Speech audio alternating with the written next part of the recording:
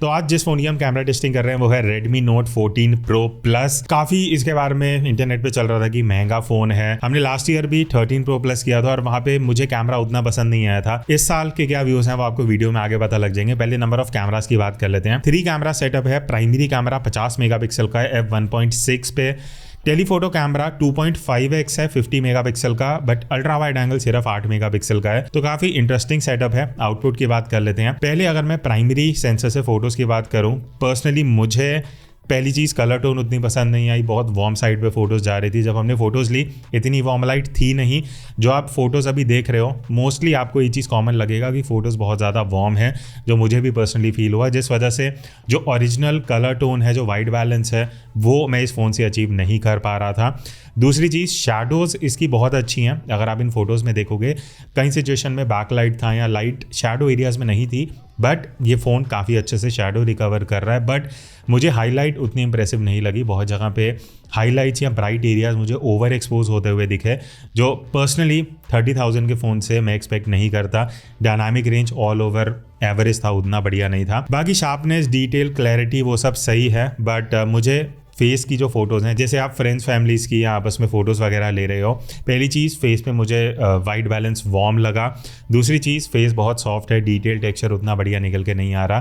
तो अगेन अगर आप ज़्यादा अपनी फ़ोटोज़ खिंचवाने वाले हो तो अगर आपको थोड़ा सॉफ्टनिंग चाहिए तो ठीक है, बट अगर आप ओरिजिनल टेक्सचर पसंद करते हो वो इस फ़ोन में उतना बढ़िया नहीं आता। Next moving on to ultra wide angle camera, जो इसका सिर्फ 8 मेगापिक्सल का है और वो आपको आउटपुट में भी नोटिस होगा। पहली चीज़, मुझे एजेस बहुत ज़्यादा सॉफ्ट लगे।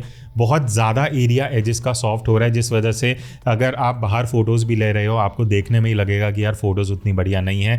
एजेस बहुत ज़्यादा सॉफ्ट हो रहे हैं, डिटेलिंग वगैरह बढ़िया नहीं है। सेंटर में ठीक है, टेक्सचर डिटेल अच्छा है, बट वो सिर्फ सेंटर का 20-30% एरिया है। उसके बाहर सारी चीज़ें बहुत सॉफ्ट हो रही हैं। दूसरी चीज़, इसका डायनामिक रेंज बिल्कुल भी अच्छा नहीं है। हाईलाइट्स बहुत सिचुएशंस में ओवर एक्सपोज हो रहे थे। आप इन फोटोज़ में भी देख लो, जो ब्राइट एरियाज़ हैं वो बहुत ज़्यादा ब्राइट हो रहे हैं, जो देखने में उतना अच्छे नहीं लगते। शैडोज़ ठीक ठाक है। तो ऑल ओवर डायनामिक रेंज मुझे पर्सनली बढ़िया नहीं लगा। तो ultra wide angle all in all इस प्राइस रेंज में मुझे ऐसा बिल्कुल एक्सपेक्टेड नहीं था।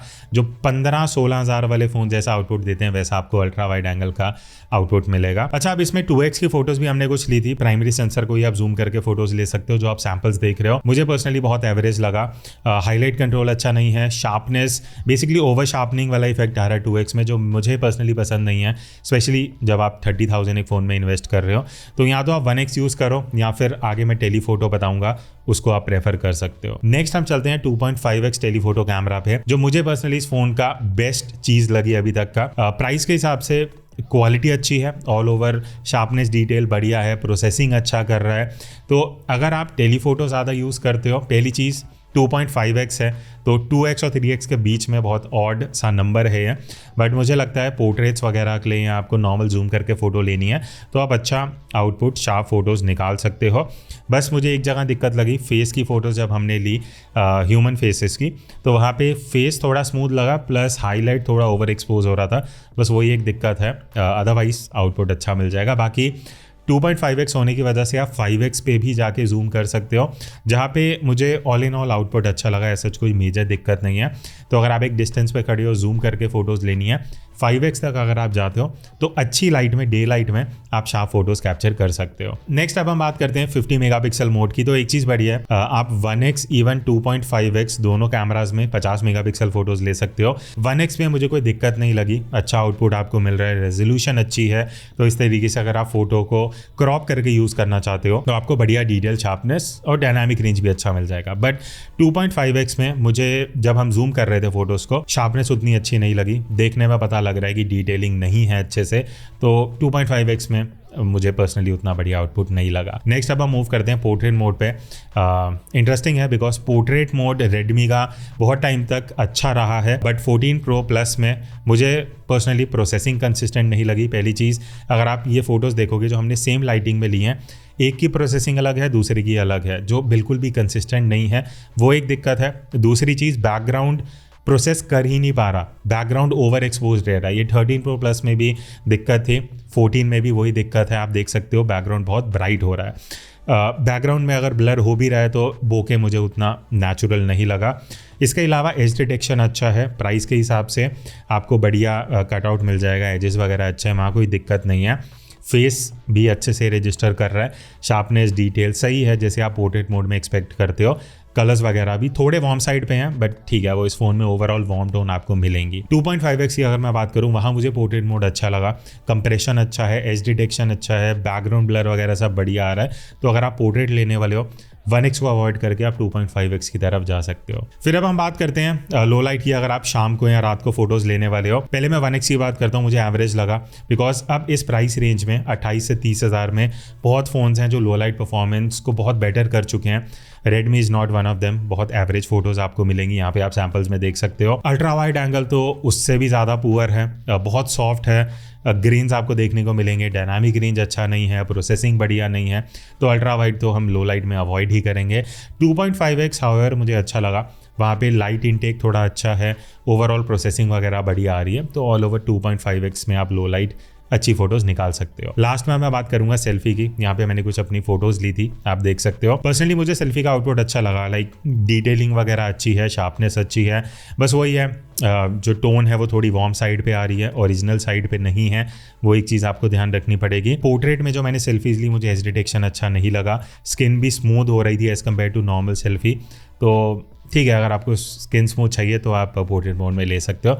मुझे पर्सनली वहाँ पे आउटपुट उतना अच्छा नहीं लगा। तो क्या आप भी अपने स्मार्टफोन कैमरा से कुछ इस तरीके की प्रोफेशनल फोटोज कैप्चर करना चाहते हो, आप ज्वाइन कर सकते हो मेरा 5 आवर्स का ऑनलाइन फोटोग्राफी कोर्स, जहाँ पे मैं आपको बेसिक्स ऑफ फोटोग्राफी सिखाने वाला हूँ कि कैसे आपको एक्सपोजर कंट्रोल करना है, कैसे सीन्स को कंपोज करना चाहिए, जब आप किसी भी सिचुएशन में फोटो ले रहे हो क्या क्या चीजें आपको ध्यान रखनी चाहिए, फोटोज कैसे एडिट करनी है, ये सारी चीजें हम इस कोर्स में सीखने वाले हैं।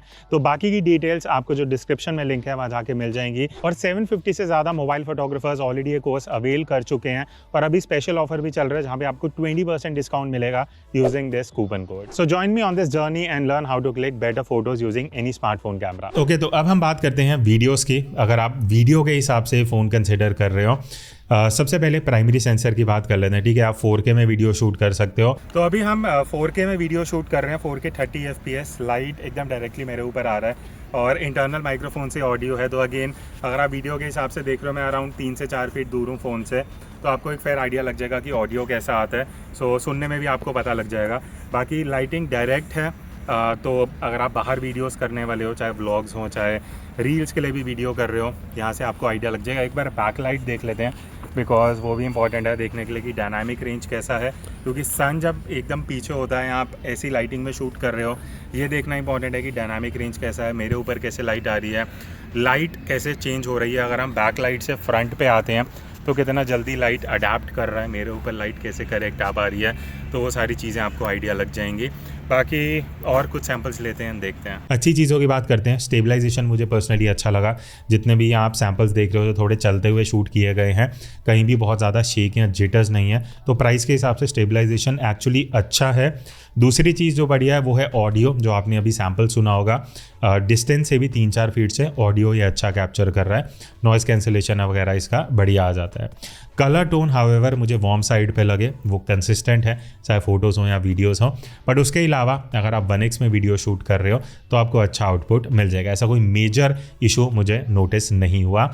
नेक्स्ट अब मैं अल्ट्रा वाइड एंगल की अगर बात करूं, अब हम अल्ट्रा वाइड में वीडियो शूट कर रहे हैं, और एक डिफरेंस ये है 1x से कि अल्ट्रा वाइड में सिर्फ 1080p है, जो मुझे लगता है सही नहीं है, बिकॉज जब आप 30,000 के आसपास पे कर रहे हो एक फ़ोन के लिए, आप एक्सपेक्ट कर रहे हो 4K वीडियो होनी चाहिए अल्ट्रा वाइड में, बट यहाँ सिर्फ 1080p है, जो मेरे हिसाब से एक ड्रॉबैक है।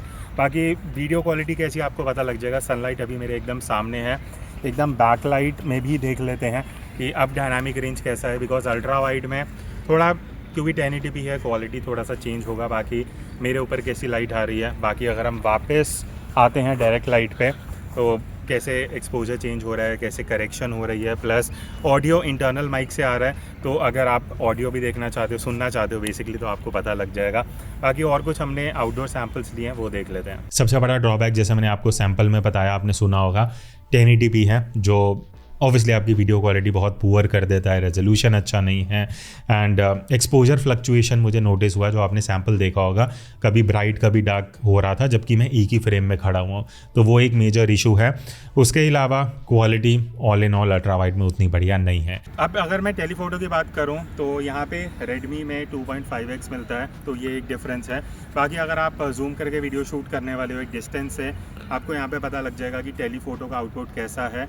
4K में है, तो ये एक चीज़ है। जैसे अल्ट्रा वाइड में आपको 1080p मिलता है 1x में 4K, 2x या 2.5x में भी आपको 4K का रेजोल्यूशन मिल रहा है। बाकी एक बार थोड़ा सा डायनामिक रेंज देख लेते हैं। अगर मैं बैकलाइट में जा रहा हूँ, अभी थोड़ा सा मतलब आपको 2.5x है तो थोड़ा जूम्ड इन दिख रहा होगा, but still dynamic range matter करता है कि बैकलाइट में फेस को कैसे एक्सपोज कर रहा है। बाकी हमने टेलीफोटो के कुछ और सैम्पल्स भी लिए हैं, वो देख लेते हैं। टेलीफोटो की बात करते हैं, 2.5x में हमने वीडियो सैम्पल जो भी आपने देखा, मुझे पर्सनली यहाँ पे आउटपुट अच्छा लगा। वाइट बैलेंस थोड़ा सा शिफ्ट हो रहा था जब हम शूट कर रहे थे, आपने नोटिस नहीं किया तो मैं यहाँ पे आपको दिखा दूंगा। पहले कूल था, फिर वीडियो बनाते बनाते एकदम से वार्म टेम्परेचर हो गया, तो वो एक कंसिस्टेंसी वीडियो में थोड़ा सा अपडेट की ज़रूरत है। बाकी 2.5x में डिटेल शार्पनेस मुझे बढ़िया लगी। और वीडियो में हमने 2x के भी कुछ वीडियो शूट करे हैं जो प्राइमरी सेंसर को यूज़ करके जूम किया गया है। अगेन यहाँ पे मुझे आउटपुट उतना अच्छा नहीं लगा, तो मैं ये सजेस्ट करूँगा या तो आप 1x में शूट कर लेना है 2.5x में। 2x में आपको कहीं ना कहीं आउटपुट थोड़ा सा एवरेज मिलेगा। तो अभी मैं फ्रंट कैमरा से वीडियो रिकॉर्ड कर रहा हूँ, बाहर ही एक पास में पार्क में आया था एंड वॉक करते हुए वीडियो कर रहा हूँ, तो स्टेबलाइजेशन का आपको आइडिया लग जाएगा अगर आप व्लॉगिंग के हिसाब से ये फ़ोन देख रहे हो कि अगर वीडियो शूट करनी है और ऑडियो भी डायरेक्टली इन कैमरा ही आ रहा है तो आपको पता लग जाएगा ऑडियो का भी। बिकॉज मोस्टली अगर कोई ये फ़ोन देख रहा है व्लॉगिंग के लिए या वीडियोस बनाने के लिए, अगर आप फ़ोन के ही माइक्रोफोन पे डिपेंड करते हो तो फिर आइडिया ऑडियो का भी लग जाएगा। बाकी मैं एक बार अभी एकदम फ्रंट लाइटिंग में हूँ, ठीक है, सन एकदम मेरे सामने आ रहा है, तो आपको पता लगेगा कि डायरेक्ट लाइट में कैसा है। थोड़ा सा साइड लाइट हो जाता हूँ तो कंट्रास्ट का आपको आइडिया लग जाएगा। और अगर मैं एकदम बैक लाइट पे आ रहा हूँ तो डायनामिक रेंज कैसा आ रहा है वो देखना इंटरेस्टिंग होगा। बिकॉज मेनली जब आप 30,000 की रेंज में जाते हो आप एक्सपेक्ट करते हो डायनामिक रेंज बेटर हो, तो आपको कैसा लग रहा है आप कमेंट्स में बता सकते हो। बाकी ये है कि रेडमी 14 Pro Plus में 1080p 60 FPS है, जो एक मुझे ड्रॉबैक लगा। बिकॉज एटलीस्ट 4K होना चाहिए था, क्योंकि जब आप इतना पैसा लगा रहे हो 30,000 35,000, आप एक्सपेक्ट करते हो 4K वीडियो होना चाहिए, बट यहाँ सिर्फ 1080p 60 FPS है। लास्ट में बात करते हैं लो लाइट परफॉर्मेंस की। अब लो लाइट में 1x में अगर मैं बात करूं, मुझे एवरेज आउटपुट लगा। हाईलाइट कंट्रोल उतना अच्छा नहीं है जितना होना चाहिए इस प्राइस रेंज में।